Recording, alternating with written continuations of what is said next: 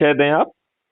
Sovereign Singh Chauhan, trade unionist हूँ मैं दिल्ली में। Okay okay okay okay age हमारी 67 है। ओके। तो आजकल का जो ये राजनीतिक परिदृश्य चल रहा है ये गलत चल रहा है। देखिए, मैं आपको ये बताऊं, राजनीतिक परिदृश्य आज का ही नहीं, स्वतंत्रता शुरू से से ही गलत चल रहा है, ठीक है जी ना? जी जी जी जी, देखो, बिल्कुल ठीक बात। ये अंग्रेजों ने भारतीयों या गोरे अंग्रेजों से काले अंग्रेजों को जो सत्ता का हस्तांतरण हुआ, जी जी वो जी, कोई आजादी नहीं मिली है। बिल्कुल आपको ठीक बात है। सिर्फ सत्ता का हस्तांतरण हुआ और उसके पीठ पीछे ढेर सारे समझौते किए गए, जी जो कुछ समझौते लोगों को मालूम है और कुछ मालूम भी नहीं है, आज भी नहीं मालूम है, जी जी जी और ना हमें मालूम है। बस समझ रहे ना, जी क्योंकि वो पब्लिक में आई नहीं है तो मालूम जी होने की संभावना भी नहीं है, जी जी ठीक है ना? इस हाँ, समझौते के तहत आपको सिर्फ ट्रांसफर ऑफ पावर हुआ, और बिल्कुल ठीक हमारे बात है। दुष्ट राजनेताओं ने आज के दिन भी 75 साल बाद भी आजाद हमारे बना ऊपर दिया। जो है गुलामों के वही नियम कानून थोप के रखे हैं, जो जी अंग्रेजों ने भारतीयों को उत्पीड़ित करने के लिए, उत्कंठित करने के लिए, अपमानित करने के लिए, शोषित करने के लिए और इस बनाए दूस थे, को लूटने के लिए बनाए थे। बिल्कुल ठीक बात। और उन्होंने जो है, जो प्रशासनिक और जुडिशियल व्यवस्था बनाई थी, जी उसमें भारतीयों की भागीदारी तो थी थोड़ी थोड़ी, जी लेकिन उस भागीदारी में भी उन्होंने भारतीयों को ऐसे कंडक्ट रूल और बना के भारतीयों के विरुद्ध ही उपयोग में लाया, और जो भारतीय भी उस व्यवस्था का हिस्सा बने वो लॉर्ड बन गए अपने ही भारतीयों के ऊपर। जी, तो भारतीयों के, मतलब हाँ हाँ, उनके गुलाम रहे ना हम। नहीं नहीं, अब जो है दो स्तर के गुलाम हो गए। ऊपर के जो है ना बादशाह हो गए अंग्रेज, उसके जी जी नीचे जी, छोटे बादशाह वो हो गए जो इनकी सेवा में आ गए, राइट? बिल्कुल ठीक, और बिल्कुल ठीक, जो आम भारतीय है वो सबसे बड़ा गुलाम बन गया। बिल्कुल ठीक बात। आज भी वही गुलामियत वाली व्यवस्था आपके ऊपर थुपी हुई है। पुलिस जी का एक अदना सा सिपाही आपको किसी को भी बंद कर सकता है, किसी भी भारतीय नागरिक को, अपने संदेह जी, के आधार पर।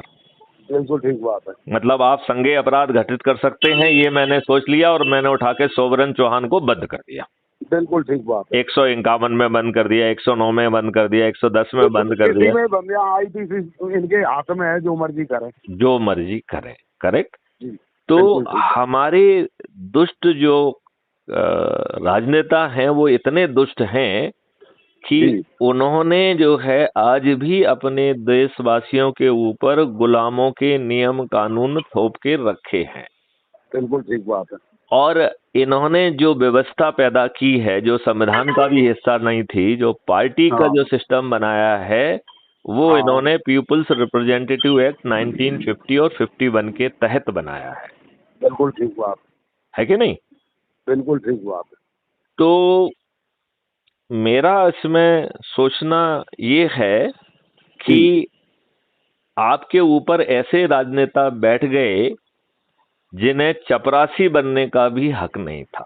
बिल्कुल ठीक बात है। तो चपरासी बनने के लिए आपको साचरित्र भी होना चाहिए और साक्षर भी होना चाहिए। बिल्कुल बिल्कुल ठीक बात है। सोवरन जी, आपको पक्का मालूम होगा कि जी जो अभी पार्लियामेंट, वर्तमान पार्लियामेंट जो है, जो कि 2014 से, सॉरी, जी 2019 से 2024 तक चलने वाला है, जी, इसके 42% मेंबर ऑफ पार्लियामेंट के विरुद्ध आपराधिक रिकॉर्ड हैं।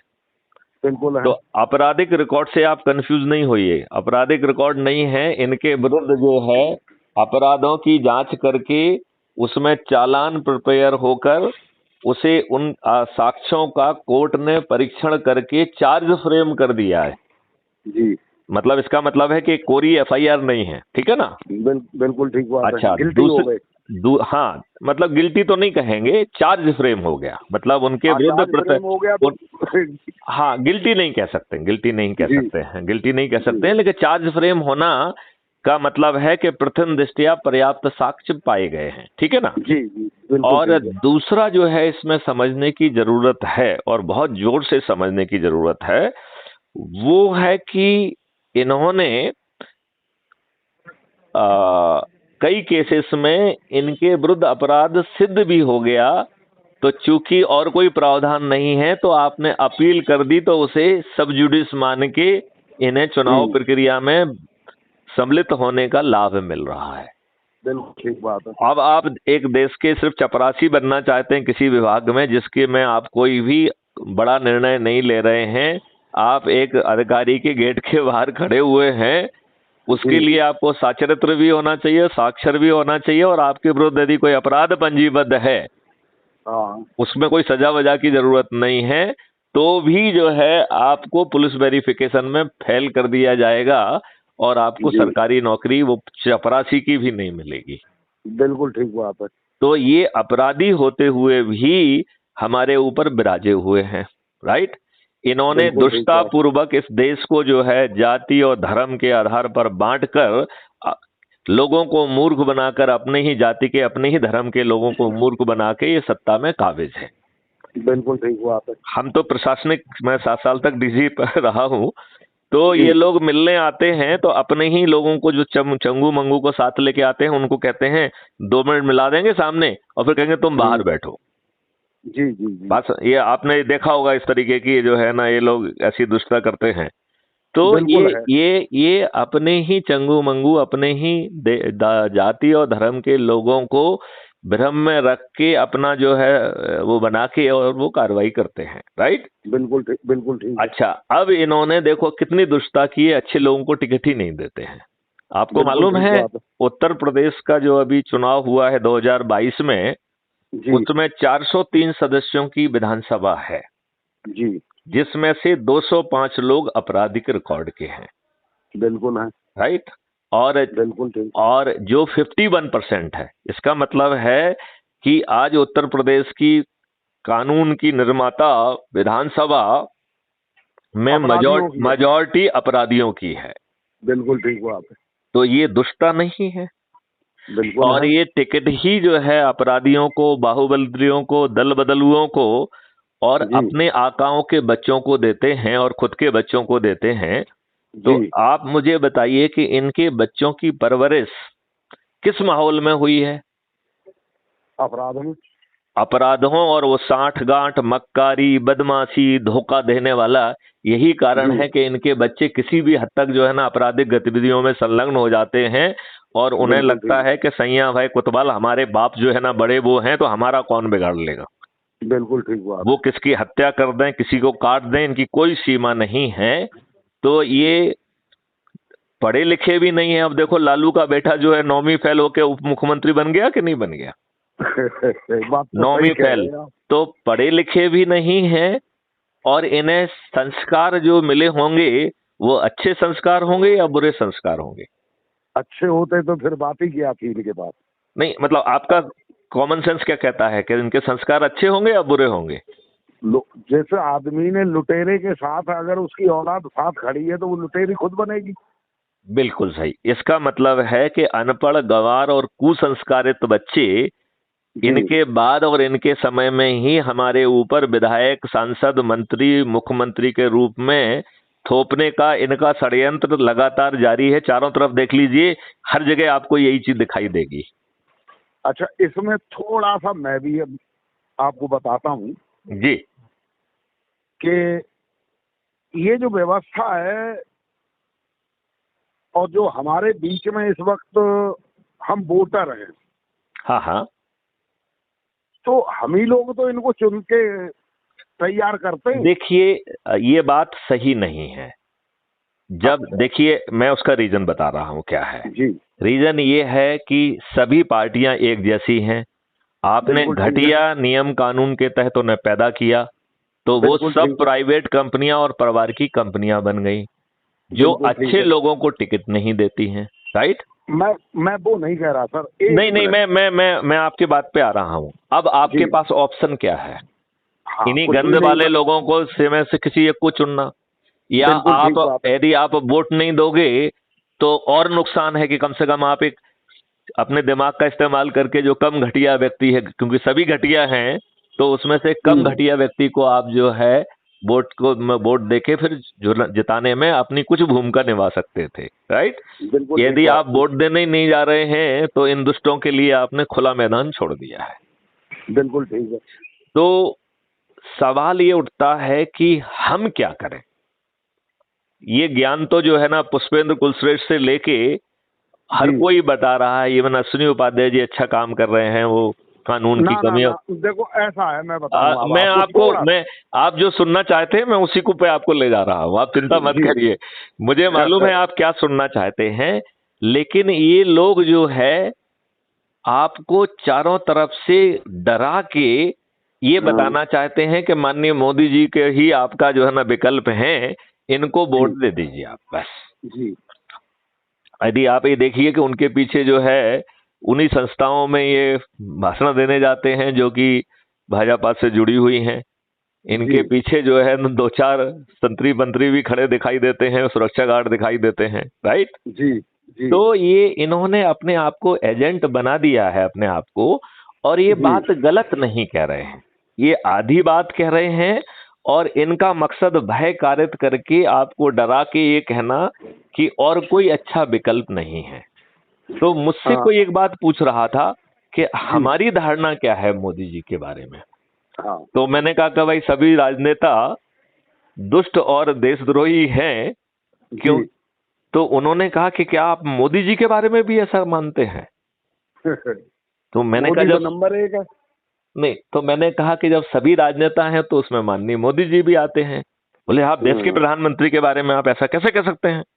मैंने कहा देखिए मैं इसको मैं कहूंगा कि वो नंबर 1 पे आएंगे। क्यों आएंगे? क्योंकि हमने उनको चुनकर भेजा है, वो हमारे वोट से पहुंचे हैं वहां पर, और एक अच्छी व्यवस्था देने के लिए पहुंचे हैं।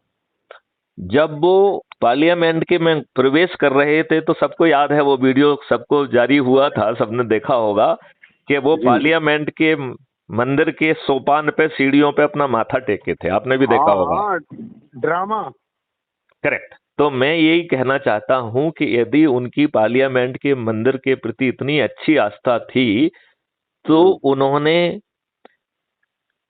जितने जो है संविधान की व्यवस्था के विपरीत ढेर सारे डिस्क्रिमिनेटरी घटिया तुष्टीकरण वाले कानून बनाए थे, उन सबको रद्द कर देना चाहिए था कि नहीं कर देना चाहिए था? तो इन्होंने भी तो बना दिए ना नए। इन्होंने कौन सा बनाया है? रोज एक नई पॉलिसी तैयार कर देते। पहले नहीं, तो पॉलिसी अलग चीज होती है और नियम कानून उससे बड़ी चीज होती है, ठीक है ना। तो इन्होंने जो है नए कानून तो अच्छे बनाए ही नहीं हैं, पुराने घटिया कानून को रिपील नहीं किया। तो मैंने कहा कि देखो वर्शिप प्लेसेस एक्ट जो है वो नरसिम्हा राव की लूली लंगड़ी बैसाखी की कोalition गवर्नमेंट ने बनाया था, और वो इतना घटिया था कि उसके सेक्शन 4 ने भारतीयों से न्याय की भीख मांगने का हक छुड़ा लिया। जब मैं वर्शिप प्लेसेस एक्ट को जो है देखता हूं तो मैं उनके 3 सिद्धांतों को बड़ा क्लियर कट ढंग से पढ़ पाता हूं। यदि आपकी इच्छा हो तो मैं आपसे शेयर करूं। नहीं आप बोलो। मैं नहीं बोलो नहीं, ये तो वार्तालाप है जी, आपकी जितना सुनने की इच्छा होगी उतना ही सुनाऊंगा मैं। नहीं ऐसा है। वो जो चीजें आप बता रहे हैं वो हमें अच्छी तरह से सब कुछ कहानी पता है। नहीं, कहानी नहीं, उसको उस पर्सपेक्टिव में समझने की हर किसी की बराबर क्षमता नहीं होती है, और जो व्यक्ति उन सब चीजों को बारीकी से खुद अपने जो है ना सर्विस के दौरान झेला है, समझा है, जाना है, उसका एहसास और समझाने का तरीका थोड़ा सा अलग होगा, उसकी फीलिंग भी अलग होगी, ठीक है ना। तो मैं जो है वर्शिप प्लेसेस एक्ट 1991, जिसको पूजा स्थल अधिनियम 1991 कहते हैं, सुनने में ऐसा लगता है कि वाह कितना अच्छा है, पूजा स्थल अधिनियम, मतलब कुछ पूजाओं के लिए कोई अच्छा काम कर रहे होंगे, जबकि ये निहायत ही घटिया एक्ट है, राइट। और इसको जब मैं पढ़ता हूं तो इसमें मैं 3 चीजों को पढ़ता हूं, मैं अपने शब्दों में उसे आपको समझाता हूं। पहली चीज मैं उसको पढ़ता हूं कि ये भारत माता से कह रहे हैं कि हे भारत माता, तू गुलामों की माता है। किसकी माता है? गुलामों की। समय समय पर जो आताताई और आक्रमणकारी आए, जिन्होंने भारतवासियों की लाखों की संख्या में हत्याएं की, महिलाओं के साथ बलात्कार किया, उन्हें ले जाके 2-2 दीनारों में बेचा, और इस बात के उन्होंने मीनारें लगाई, शिलालेख लगाए जो आज भी मौजूद हैं, राइट जी। और फिर अपनी भौणी और क्रूड शक्ति का जो है ना प्रदर्शन करने के लिए जो मंदिर थे, जो कि वास्तुकला के एक जीते जागते नमूने थे और हमारे श्रद्धा के जीते जागते नमूने थे, इन दुष्टों ने उनके साथ तोड़फोड़ करके उन स्थानों को परिवर्तित करके और वहां पे मस्जिद आदि बनाने का जो घृणित काम किया, वो एक भौड़ी जो है शक्ति का प्रदर्शन था।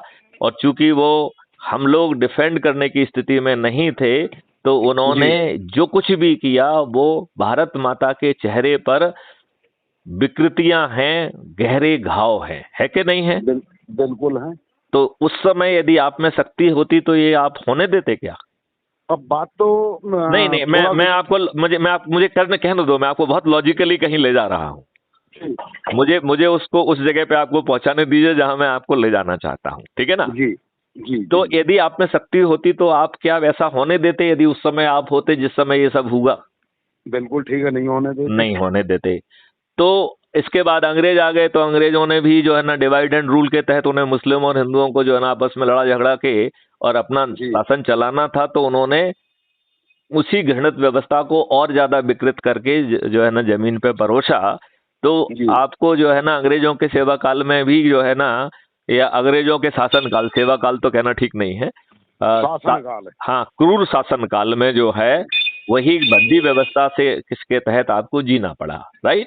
बिल्कुल ठीक बात। अब आप आजाद हुए तो हमारे नेताओं का सबसे पहले काम क्या होना चाहिए था कि भारत की खोई हुई मर्यादा को, खोई हुई जो है ना वास्तुकला को, खोई हुई सभ्यता को, खोए हुए ज्ञान को पुनर्स्थापित करना चाहिए था, या संविधान के व्यवस्था के विपरीत?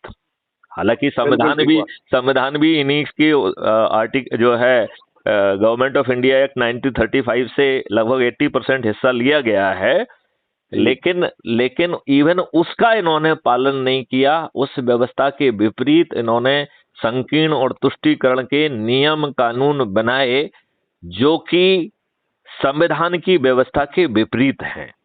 बिल्कुल ठीक बात है। जिसमें वक्फ बोर्ड एक्ट से लेके और ढेर सारे हैं, इंक्लूडिंग माइनॉरिटी कमीशन, ये प्रोहिबिटेड है, तो ये फंडामेंटल राइट का वायलेशन है, राइट? बिल्कुल ठीक बात। और ये किसी के लाभ के लिए नहीं है, ये सिर्फ वोट के लिए तुष्टीकरण की नीति के तहत, घृणित नीति के तहत अपने आप को सत्ता में स्थापित करने के लिए किए गए, राइट? जी। और ये इतने ओछे लोग थे कि इन्होंने जो 1952 का जो सबसे पहला चुनाव हुआ था, उस चुनाव में भी बूथ कैप्चरिंग से लेके हर घटिया काम किया है। बिल्कुल ठीक बात। जबकि उस समय तो लोग ये सोच रहे थे कि शायद इन्हीं के कारण आजादी मिली, क्योंकि इन्होंने ऐसा जो है ना, तो लेकिन उसमें भी ये इतने डरे हुए थे, और उस समय भी इन्होंने जाति और धर्म के आधार पर तोड़ के तुष्टीकरण के, तो ये जन नेता नहीं थे, दुष्ट नेता थे, ठीक है? चलो जो भी था, तो ये भारत माता के चेहरे पर जो क्रूप दाग जो है सब 15 अगस्त 1947 को पहले लगाए गए थे कि नहीं लगाए गए थे? बिल्कुल लगे। तो इस एक्ट ने कहा कि 15 अगस्त 1947 के दिन तक जो स्थिति है उसको यथास्थिति ही बनाए रखा जाएगा, इसमें किसी तरीके का परिवर्तन नहीं किया जाएगा। तो मैं इसे इस ढंग से पढ़ता हूं कि ये भारत माता के चेहरे पर इन्होंने एक तमाचा मारा है कि हे भारत माता, तू गुलामों की माता है। जो विकृतियां, जो चेहरे पे जख्म आताताइयों और आक्रमणकारियों ने तेरे चेहरे पे दिए हुए हैं, तू गुलामों की माँ है, तू इन्हीं चेहरों के साथ जीने के लिए बेबस है। ऐसा मैं कानून बना रहा हूँ। बिल्कुल ठीक किया। आप इसको इस ढंग से पढ़ रहे हैं जिसको मैं पढ़ पा रहा हूँ?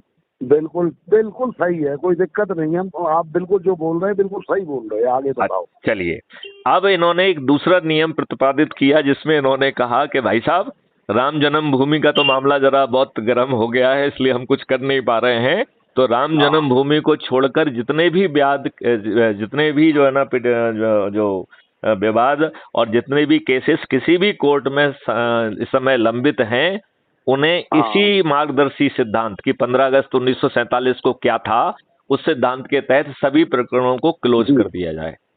बिल्कुल ठीक बात है। तो आप मुझे बताइए, जो कुछ भी भारत के साथ गड़बड़ हुआ वो 15 अगस्त 1947 के पहले ही हो चुका था कि नहीं हो चुका था? बिल्कुल पहले ही हो चुका था। तो इसका मतलब है कि जो न्यायालय में भी प्रकरण चल रहे थे उन्हें भी क्लोज कर दिया गया। बिल्कुल ठीक बात है। ये बात आप समझ रहे हैं कि नहीं? बिल्कुल समझ रहे हैं आप। अच्छा ठीक है। अब तीसरी बात जो है वो उन्होंने सेक्शन 4 में कही कि भविष्य में 1991 के बाद, इस एक्ट के प्रभावशील होने के बाद, कोई भी व्यक्ति, कोई भी भारतीय न्यायालय के सामने न्याय की भीख नहीं मांग सकता है, न्यायालयों को संज्ञान लेने से प्रतिबंधित किया जाता है। तो मैं इसे पढ़ता हूं कि भारतीयों से न्याय की भीख मांगने का भी हक छुड़ा लिया है। बिल्कुल ठीक बात है। मतलब यदि कुछ गड़बड़ी है, कुछ भी है, तो कम से कम अपनी बात कहने का हक तो मिलना चाहिए ना। नरसिम्हा राव ने बरसिप एक्ट बना करके और ऐसी तैसी कर दी। उसी की बात कर रहा हूँ, उसी के सेक्शन 4 की बात कर रहा हूँ मैं जो आप बात कह रहे हैं उसी के सेक्शन 4 में ये लिखा हुआ है कि courts are barred from taking cognizance. Court को प्रतिबंधित किया गया कि वो संज्ञान नहीं लेंगी। अब मैं आपसे थोड़े से 2-3 सवाल पूछ लेता हूँ। देखिए, मुझे इस बात में कोई भ्रम नहीं है कि बनारस में जो नंदी बाबा बैठे हुए हैं वो परफेक्टली जो है ना हमेशा शिव जी की तरफ देखते हैं, राइट? बिल्कुल बिल्कुल। तो जो इन दुष्टों ने उनको वो गौशाला क्या कहते हैं उसको, जो यहाँ पे बुजू उजू करते हैं, मुंह धोते थूकते थूकते हैं, उस जगह में इन्होंने हमारे शंभू बाबा को दबा के रखा हुआ है, जिसे ये दुष्टा पूर्वक जो है फव्वारा कहते हैं, राइट? बिल्कुल ठीक बात है। तो वो स्वयं भी शंकर हैं, इसमें हमें कोई मतभेद नहीं है। और ये जो भी शिव बाबा को और नंदी बाबा को जानता है उसे मालूम है कि नंदी बाबा हमेशा अपने प्रभु शंभू की तरफ ही देखते हैं, राइट? बिल्कुल बिल्कुल सही है। और उस मस्जिद के पीछे जो है ढेर सारी जो है देवी देवताओं की मूर्तियां जो है, स्कल्पचर्स वहां पे ऑलरेडी पत्थरों में खुदे हुए हैं, राइट? हाँ, बिल्कुल। जिनको गौरी जी कहते हैं, जिनकी पूजा वूजा भी होती रही है जी। लेकिन इसमें कोई भ्रम नहीं है। लेकिन इस एक्ट, घटिया एक्ट ने क्या किसी मजिस्ट्रेट को ये अधिकार दिया है कि वो सर्वे कराकर किसी का मूल स्वरूप मालूम करे? क्योंकि न्यायदर्शी सिद्धांत तो 15 अगस्त 1947 को क्या था वही रहेगा, है कि नहीं है? बिल्कुल सही है। हम सब लोग जो है न्यायालय के आदेश, जिसे हाई कोर्ट ने जो है ना भी अनुमोदित कर दिया है, हम सब लोग खुश हो रहे हैं और तालियां बजा रहे हैं क्योंकि हम लोग मूर्ख हैं। अदरवाइज सब अच्छी मंशा के बावजूद भी आसान उपाय था कि जो मुसीबत की जड़ है, घटिया वर्शिप प्लेसेस एक्ट है, उसको रिपील कर दिया जाए। बिल्कुल ठीक बात थी। तो एक मोदी जी के प्रेमी ने मुझसे कहा कि साहब जो है मोदी जी भी कर देंगे। हमने कहा, उन्होंने तो कहा कि हम नहीं करेंगे। मैंने कहा, मैंने खुद सुना है कि उन्होंने कहा है कि हम नहीं करेंगे। नहीं बोले, नहीं आप समझते नहीं। मैंने कहा कि वो कह रहे, उसने कहा कि साहब आप समझते नहीं हैं, वो बहुत दूर की बात सोचते हैं। और तो मैंने कहा कि भाई मन की बात में किसी दूसरे के मन की बात कहते हैं क्या? कम से कम मन की बात में ही कह देते कि हाँ हमारा सोच ये है और हम ऐसा करेंगे। इसमें गुप्ता जी एक बात है, मैं बताऊं जी। जितने लोग जिन्हें हम अंधभक्त कह सकते हैं, हाँ हाँ, इन लोगों की सोच कि वो ऐसा करेगा वो ऐसा करेगा। अभी एक लेटेस्ट आपको बता रहे हैं, जो अभी ये पठान फिल्म 25 को रिलीज हुई थी। हाँ हाँ, 23 तारीख में इस बंदे ने क्या कहा कि आप किसी फिल्म का कोई बहिष्कार नहीं करेगा। हाँ नंबर 1। नंबर 2, कोई हिंदू मुस्लिम नहीं करेगा। ये मोदी जी का आदेश था। नहीं, लेकिन यदि कोई घटिया फिल्म बनी है तो ना, एक मिनट सुनो, आप सुनो तो सही मेरी बात। इधर योगी तो उसका बहिष्कार कर रहा है। हाँ हाँ, और हिंदुओं से कह रहा सबसे। इधर बागेश्वर धाम में तो जो लड़का है तो ना, धीरेन्द्र ब्रह्मचारी। हाँ जी जी, हाँ, उसने भी बेचारे ने पूरी तरह से, वो तो सीधे कहता है मैं तो सुभाष चंद्र बोस के उस नारे को याद करो जो तो उसने कहा कि तुम मेरा साथ दो, मैं तुम्हें हिंदू राष्ट्र दूं। बिल्कुल ठीक क्या बात बुरा है। कहा उसने? देखो, अब उसके मैं इसको थोड़ा सा अलग ढंग से कहना चाहूंगा। जी मैं ये कहना चाह रहा हूं कि इतने वर्षों का इतना जो भी इवन मुसलमान है या जो दूसरे लोग भी हैं, वो जी वो किसी बाहर की औलाद नहीं है, राइट? ना ना, वो तो ठीक है। एक मिनट, एक मिनट, जी मेरी बात देखो, नहीं तो क्या होगा, आप दो पक्ष पैदा कर देंगे। ना ना ना, और बिल्कुल नहीं, हम मैं आपकी सुन रहे हैं। देखिए, आप यदि मेरी बात सुनोगे तो मैं आपको ऐसे लॉजिक पे ले जा पाऊंगा जो शायद आपने उस तरीके से नहीं सोचा होगा। मैं ये तो नहीं कहूंगा कि आपको जानकारी नहीं होगी, निश्चित रूप से आपको नहीं नहीं 200% चलो, जानकारी है, लेकिन नहीं एक बताएंगे। एक नए नजरिए से मैं आपको समझा पाऊंगा। जी देखिए, मैं आपको बताऊं कि जितने भी यहाँ पर हैं, और एक मालपा जैसे ढेर सारे जो है ना कांड हुए जिसमें कि भारतीयों के साथ क्या क्या नहीं हुआ, उन्हें जी जी जी क्रूरता पूर्वक पहले भी और स्वतंत्रता के बहुत नजदीक भी उन्हें क्रूरता पूर्वक धर्म अंतरण के लिए बाध्य किया गया। बिल्कुल ठीक हम बात है। अपने मुसलमान भाइयों से कह रहा हूं कि अपनी खुद जो है ना वो बना लें, उनकी 2 या 3 जो है ना उसमें पीढ़ियों में वो पकड़ लेंगे कि उनके फोर फादर जो है हिंदू ही थे, ठीक है ना? बिल्कुल ठीक है। तो बाहर से कोई नहीं आए हैं, उनके डीएनए जो है भारतीयों के हैं और हिंदुओं के ही हैं। बिल्कुल ठीक है। लेकिन मैं संविधान का जो आर्टिकल 25 है उसकी बहुत जोर से मैं उसका साधक हूं, और मेरा बिल्कुल ये ठीक है। मानना है कि जो हुआ वो एक हिस्टोरिकल फैक्ट है, उसे जी आप बदल नहीं सकते हैं। और आप जो है उकसा के और एक हिंसा का वातावरण और एक उसका वातावरण बना के इन दुष्ट नेताओं को ही लाभ पहुंचाएंगे, राइट? बिल्कुल ठीक बात है। तो मेरा सोचना जरा इससे हटके है। मेरा जी सोचना जो है वो मैं आपसे शेयर करता हूं। मेरा सोचना है कि हमारे आर्टिकल 25 ने हमको जो है ये हक दिया है कि हमें जिस धर्म को मानने से मोक्ष मिल रहा है, हम उस धर्म को मान सकते हैं, राइट? बिल्कुल ठीक है। उस धर्म के बारे में हमें जो भी अच्छी बातें दूसरों को बताना है, हम वो भी बता सकते हैं। बिल्कुल ठीक है। लेकिन वो आपको इस बात का हक बिल्कुल नहीं देता है कि आप दूसरे के धर्म के बारे में नेगेटिव कहें। बिल्कुल ठीक है। ठीक है ना? तो ना तो किसी को बड़ा लंबा लाल टीका लगा के ये कहने का हक है कि हिंदुस्तान में रहना हो तो श्री राम कहना होगा।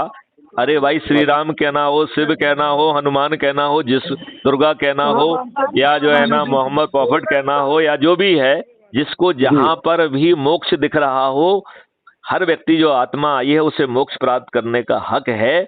तो जहां जिसको जिस चीज से मोक्ष मिल रहा हो वो मोक्ष प्राप्त करे, हमें इसमें कोई आपत्ति नहीं है, राइट? बिल्कुल ठीक है। लेकिन ना तो आप ये कह सकते हो कि हिंदुस्तान में रहना है तो श्री राम कहना है, क्योंकि ये भी दुष्टता पूर्वक बात है, और आज की परिस्थिति में ऐसा कोई हक किसी को नहीं दिया गया है, राइट? और जो ये कहने वाले लोग हैं उनके जरा चेहरे को देखो, वो डकैत दिखते हैं चेहरों से। उनके भाव भंगिमा को देखिए, वो किसी अच्छे पुरुष की जो है ना भावना पैदा नहीं करते। उनको देख के कोई अच्छे भाव पैदा नहीं होते। आप इस बात को मान रहे हैं कि नहीं मान रहे हैं? बिल्कुल सही है। दिखने में वो शुद्ध गुंडे दिखते हैं, राइट? और ना ही हम जो है ये इजाजत मुस्लिमों को देते हैं कि वो कहें कि मेरा धर्म मानो, नहीं तो तुम जो है काफिर हो, मैं तुम्हारा सिर धड़ से जुदा कर दूंगा और हमें जन्नत भी मिलेंगी और 72 हूरें मिलेंगी। ये शुद्ध बकवास ही नहीं है, बल्कि आर्टिकल 25 का खुल्लम खुल्ला उल्लंघन है। बिल्कुल ठीक है। तो फिर मैं माननीय नरेंद्र मोदी से प्रार्थना करता हूं कि जैसे इन्होंने नरसिम्हा राव जी ने 8 सेक्शन का घटिया एक्ट बनाया है, ऐसे ही मेरी मोदी जी से प्रार्थना है, क्योंकि मोदी जी नहीं करेंगे तो आगे चल के मैथिली गुप्ता इसे करने वाले हैं, राइट? तो अभी चूंकि मोदी जी बैठे हुए हैं, उनसे प्रार्थना कर रहे हैं, जब जो है 2024 में सभी राजनीतिक पार्टियों के राजनेता पराजित हो जाएंगे तो मैथिली शरण गुप्त को किसी की तरफ देखने की जरूरत नहीं है। बिल्कुल ठीक। तो मैं आपसे कहता हूं कि एक 4 सेक्शन का छोटा आधे पेज का एक्ट बनाया जाएगा, जिसमें पहली बात ये कही जाएगी कि जो भी आर्टिकल 25 का उल्लंघन करेगा वो एक संज्ञेय अपराध होगा। बिल्कुल ठीक है। उसकी दूसरा सेक्शन कहेगा कि यह अजमानती अपराध होगा। न्यायालय सिर्फ एक ही परिस्थिति में आपको जमानत दे सकेगी, जब की गई रिपोर्ट झूठी हो। मतलब यदि रिपोर्ट सच है तो आपको जमानत नहीं मिलेगी। हाँ, इन्वेस्टिगेशन के ऊपर छोड़ी गई है। नहीं, आपको जमानत केवल एक ही परिस्थितियों में मिलेगी, क्योंकि इसके बाद तो जब न्याय ही हो जाएगा। और क्राइम फ्री भारत ने एक बड़ा पावरफुल इंजन बनाया है, जो कि नेशनल पुलिस मिशन के रूप में भारत सरकार ने ग्राह्य किया है, और वो प्रोजेक्ट मेरे द्वारा ही हेड किया जा रहा है, राइट। तो I am heading A national police mission, I am the project leader of that mission, जो कि बहुत टेक्नोलॉजी ड्रिवन है। वो कह रहा है कि बिना थाने जाए आपकी FIR दर्ज हो जाएगी, 15 दिन में अकाट साक्ष्यों के साथ चालान हो जाएगा, और 3 दिन से 30 दिन के अंदर बिना कोर्ट जाए आपको न्याय मिल जाएगा, राइट। तो हमारा कहना है कि सेक्शन 3 में कम से कम 10 या 15 साल की सजा रखी जाए, और crime free Bharat K techno engine के तहत अधिकतम 30 दिन में उसमें सजा न्याय मिल जाना चाहिए। हम सजा नहीं कहेंगे, न्याय कहेंगे। तो यदि किसी ने झूठा कहा है तो उसे सजा नहीं मिलना चाहिए, हाँ, उसे बरी किया जाना चाहिए, राइट। बिल्कुल ठीक है। फिर इसका एक चौथा सेक्शन होगा जो कहेगा कि सजा सिद्ध और अपराध सिद्ध पाए जाने पर उसकी पूरी संपत्ति जब्त कर ली जाएगी। जी। अब बताओ, इस 4 सेक्शन के बाद किसमें औकात है कि किसी के दूसरे धर्म के प्रति जो है ना नेगेटिव टिप्पणी करे और दंगे फसाद की स्थिति पैदा करे। और इस जो है ना नियम कानून को बनाने में 15 मिनट लगेंगे। एक प्रस्ताव भेजना है, हाँ की जीत हुई और ना की हार हुई। इससे ज्यादा समय लगना है क्या? नहीं, ना तो 5 पैसे लगना है, ना कुछ लगना है। बिल्कुल ठीक बात। तो ये दुष्टता है कि हम अच्छे कानून बना नहीं रहे हैं। आप बताइए, संविधान में आर्टिकल 44 है जो कह रहा है कि यूनिफॉर्म सिविल कोड होगा। ये directive principle of state policy है। मतलब ये संविधान का इन नेताओं के लिए दिशा निर्देश है कि यूनिफॉर्म सिविल कोड लाओगे। फिर इस दुष्ट कांग्रेस ने और जवाहरलाल नेहरू ने इसका उल्लंघन करते हुए धर्म विशेष के जो ना एक्ट कैसे बनाए? क्या ये इस मूल भावना का खिलाफ नहीं है क्या? ये बिल्कुल है। तो Hindu marriage act, Hindu this act, Hindu वो, उसका अलग अलग जो है ना रिलीजन के एक्ट बनाने की क्या मनाही जो है ना सुप्रीम कोर्ट इसके संविधान के तहत नहीं थी क्या? क्या ये संविधान का उल्लंघन नहीं है? बिल्कुल है।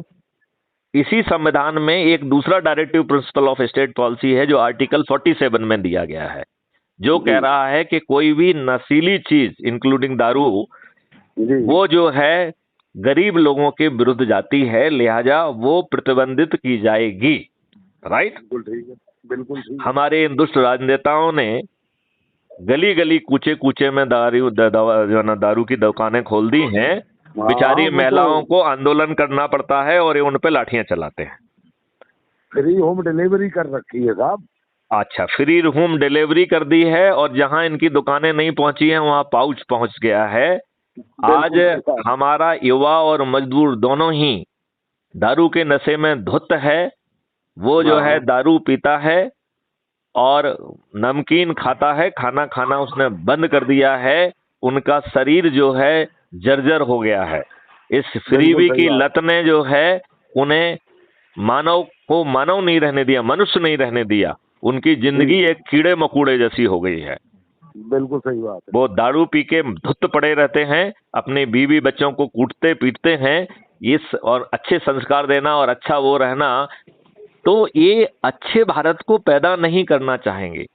ये गरीबी हटाओ के नारे लगाएंगे, बट कि इनके जेहन में ये बात रहती है गरीब बनाओ सत्ता में डटे रहो। हाँ। तो ये गरीबी हटने के नाम से ही जो है ना डर जाते हैं। क्राइम फ्री भारत मिशन कह रहा है कि 5 साल में भारत में कोई गरीब ही नहीं रहेगा। कैसी रणनीति है उसमें? आपने यदि क्राइम फ्री भारत का यदि वो 21 लक्ष्य और कैसे वो इससे टेक्नोलॉजी ड्रिवन मॉडल है, कानून टेक्नोलॉजी और एम्बियंस पूरा बदल दिया जाएगा।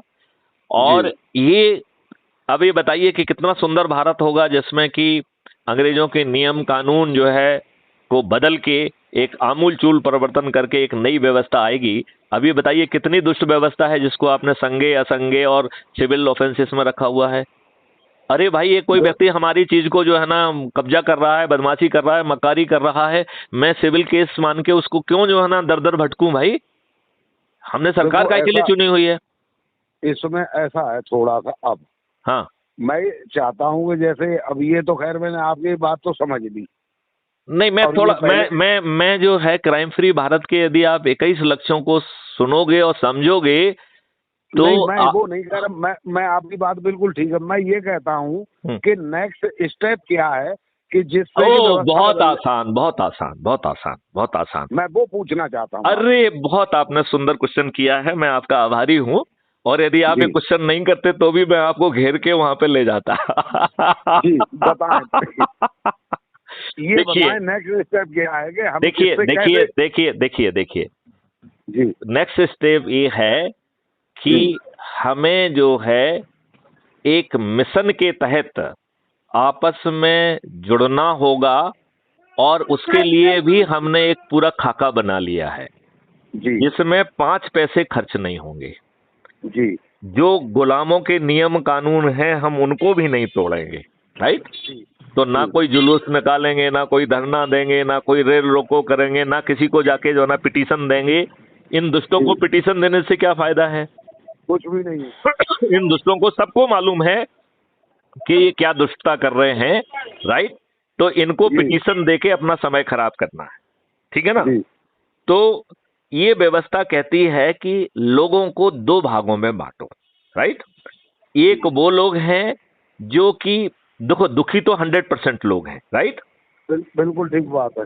मतलब महंगाई से दुखी हैं, टैक्स से दुखी हैं, बाहुबलियों से दुखी हैं, अत्याचार से दुखी हैं, पुलिस सुनवाई नहीं कर रही उससे दुखी है। और अब तो आप पुलिस से छोड़िए, पुलिस के अलावा ढेर सारे विभाग जो अन्याय कर रहे हैं, झूठे बिल दे रहे हैं और आपको कुर्की के नोटिस दे रहे हैं, कुर्की के नोटिस भी दे रहे हैं।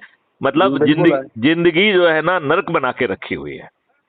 आज आप होटल में जाते हैं तो बच्चों को ये नाटक करते हैं कि आप जो है ना डिस्को चुन रहे हैं, आप डिस्को नहीं चुनते हैं।